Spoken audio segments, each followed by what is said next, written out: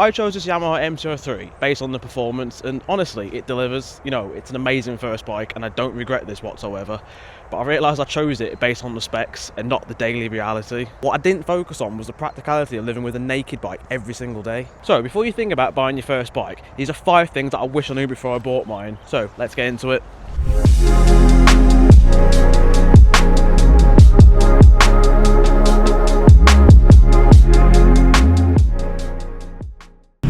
Right, so first off on this list is considering what sort of lifestyle you have and what sort of a rider you are. I chose this bike because it just looks amazing. I think naked bikes look really good, but what I didn't consider is that I really enjoy touring. I enjoy long distance riding.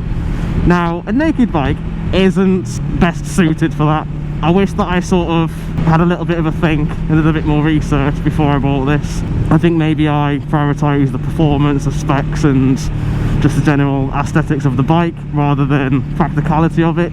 So just a little disclaimer here, because I don't actually want to put anyone off buying a naked bike because you can tour on it, but what it does mean is you'll have to invest a bit more money to adapt it, so things like windscreens and luggage. But for me, the benefit here is a naked bike is extremely light, and I prefer to do long distance touring on a lightweight bike rather than a heavy ADV.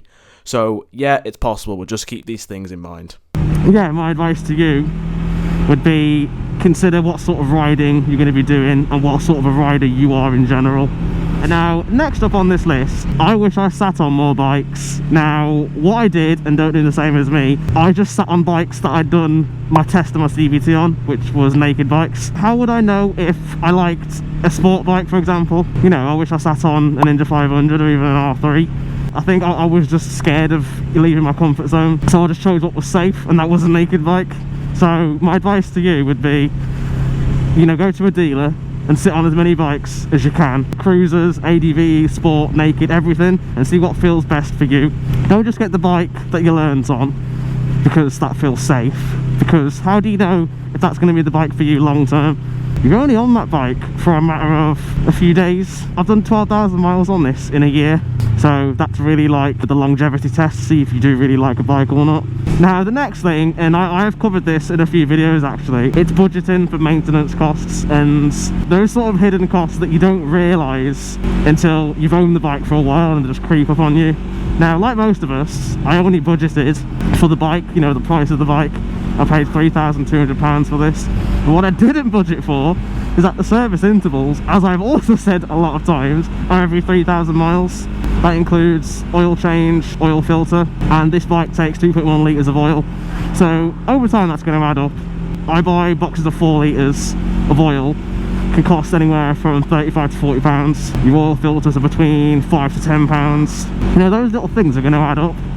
So yeah, my advice to you, let's say you know the price of the bike you want, add a bit more to that budget, and then you can use that to cover your maintenance costs for the first few months of owning your bike. Because like most of us, when we do get our first big bike, we're obviously going to be excited to ride it, and we're going to ride it often. And that's where those, what I thought were small little figures, started to rack up. And then if you have a new bike as well, to keep your warranty, you'll have to take it to a dealer to get your services, and I know they're expensive. I've only ever had one new bike, and that was my first scooter.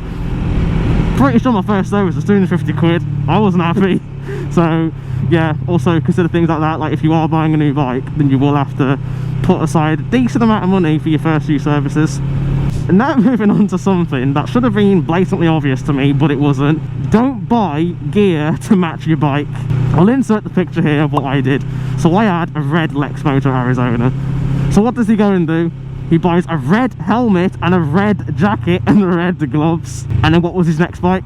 A blue Yamaha MT-03. And then suddenly you realise you look daft. I look like a complete mismatched idiot with a blue bike and red gear.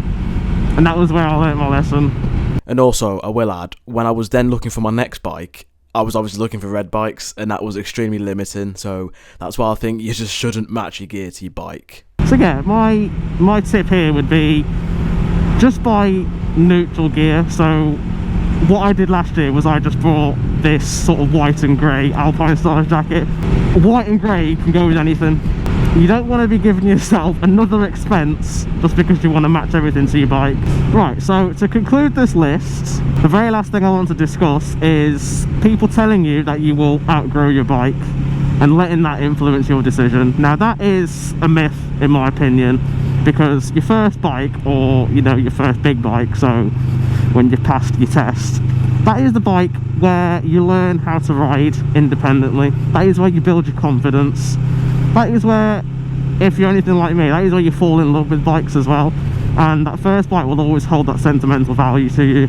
So I do think it's a myth, and people say that you'll outgrow it, because what that does is that makes people feel pressured to buy a big bike like a 650 as their first one, because they think they're going to outgrow it, and then they think that they'll waste their money.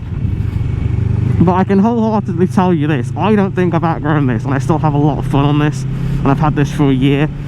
And to be honest, it's not that I've had it for a year, it's the fact that I've done 12,000 miles. That is a lot of time in the saddle on this. So, you know, theoretically, if I was going to outgrow it, I would have done it by now, because that is a lot of time spent on this bike.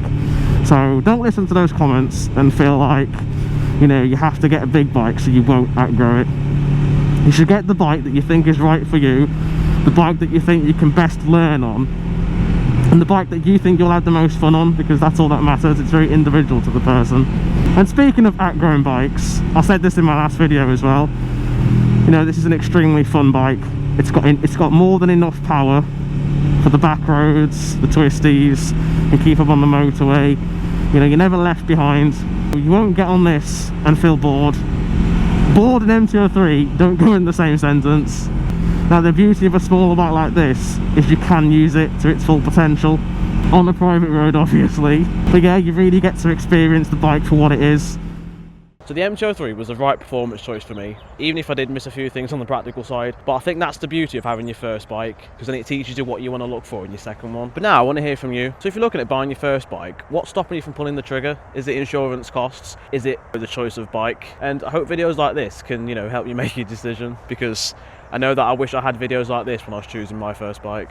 But yeah, let me know what you thought in the comments. I read every single one. And if you could do me a favour, hit the like button. And if you enjoy videos like this, then please consider subscribing. I upload new videos every Thursday at 5 PM. And as always, thank you all for the support on the videos, and hopefully I'll see you in the next one. What is going on here? Oh my god, sheep! A lot of sheep. Oh my god, another bike. Friend.